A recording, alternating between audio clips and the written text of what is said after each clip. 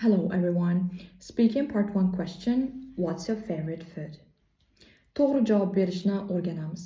Birinchi navbatda answer directly.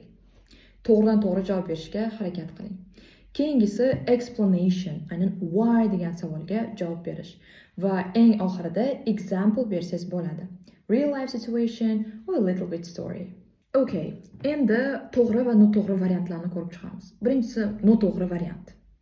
Well, my favorite food, I think I have a lot of favorite foods, like sometimes pizza, sometimes pasta, sometimes our national food, manti.